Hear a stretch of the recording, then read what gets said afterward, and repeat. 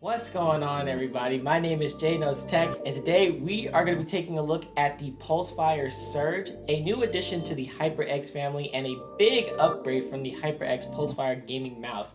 So let's go ahead and find out if this is the right mouse for you. Let's go ahead and get into the video.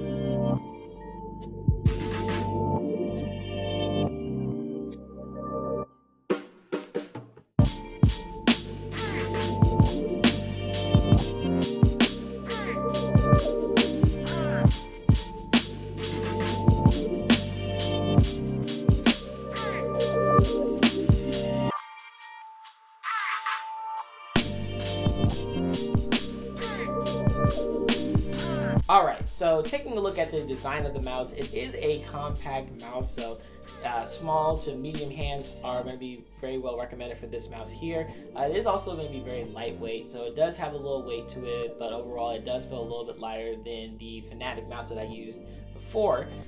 If you do want to get a comparison about how big it is compared to something a little bit bigger, I do have a video here showing you kind of what it looks like next to the Fanatic Clutch 2 mouse. So again, it is going to be good for small to medium hand users.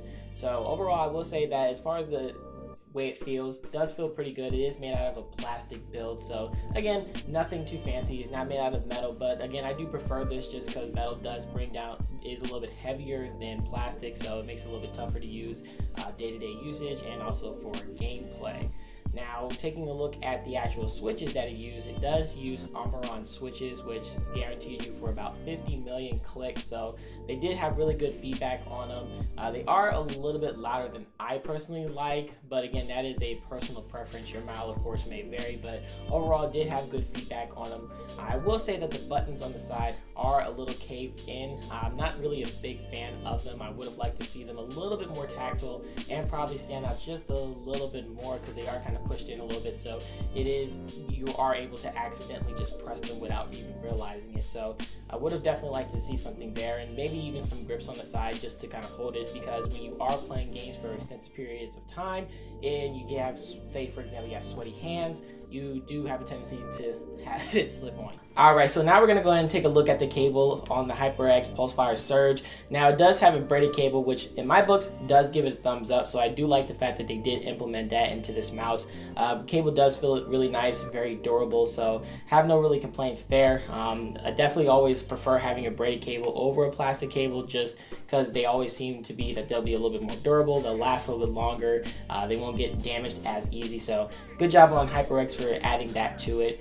Speaking of that, let's go ahead and actually go back to the mouse here, and we're going to take a look at the lights. So it is an RGB lit mouse, so it's actually 360, so that means the entire mouse has an RGB light that goes around through it. Now, of course, in the software, you are able to customize the lights. They have their own zones that you can use to customize it with whatever colors that you want. So I do like the fact that they give you that customization, make the mouse personally yours. So thumbs up on that there. Alright, so taking a look at the sensor on the PulsFire Surge, so it does use a PixArt 3389 sensor.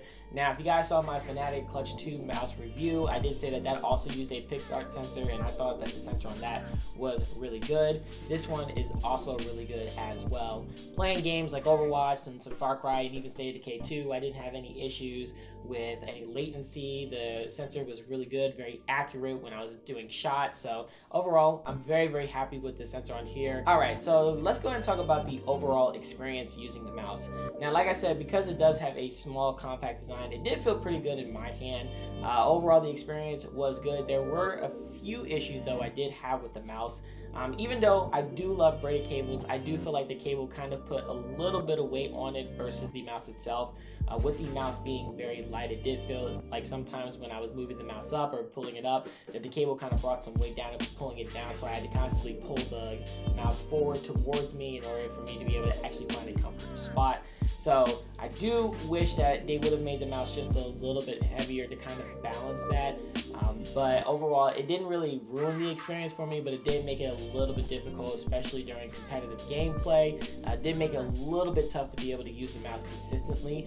So I do wish they would have done something with that, maybe added some weights as another option or made the mouse a little bit heavier. To me, that would have definitely kind of balanced that and made it a lot better than the experience I had then.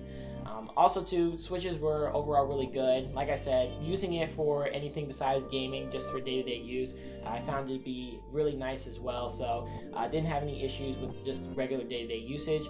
I will say though, if you are a person with very, and I do mean very sweaty hands, kind of like I am, you are going to notice that this mouse will heat up pretty quickly, especially with the fact that the HyperX logo does light up. It kind of adds a little bit of heat to your contact between your hand and the mouse itself. So you will find that you'll be wiping your hand quite a lot. So I would have liked to see maybe some different type of material used with the mouse than what they just used there. To me, that would have definitely helped that.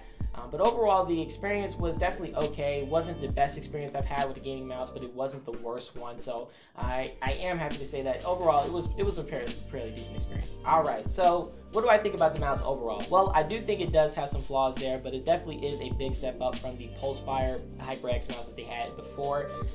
It definitely does take some really cool elements like being able to add RGB, the braided cable, and of course the sensor. But I definitely would have liked to see it to be a little bit heavier. So kind of its main downside, at least for me. The experience overall was really good. So the mouse is going to be priced at $69. So if it's really worth that price, I would say it really depends. If you're a big fan of HyperX, then this is definitely going to be a nice upgrade from the previous mouse that they had. But if you are kind of looking at other alternatives, I will say that there are other mice out there that are around the same price that are going to be a little bit better and have more to offer than what they have with the HyperX PulsFire Surge. So overall, I will say that if you are a HyperX fan, it's definitely worth picking up, but I would kind of look at some other options besides just that one if you are kind of just looking around for a good mouse.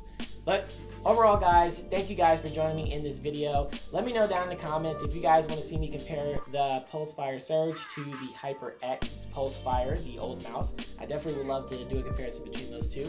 Also down in the comments, let me know what gaming peripherals you guys use for your gaming rigs. And if you are new to the channel, welcome to the channel. I hope you guys did enjoy that. If you did, make sure to go ahead and leave a thumbs up on the video. Let me know that you guys loved it. And make sure to subscribe to the channel for more videos in the future. Until next time, guys, my name is Tech, and I'll see you in the next video.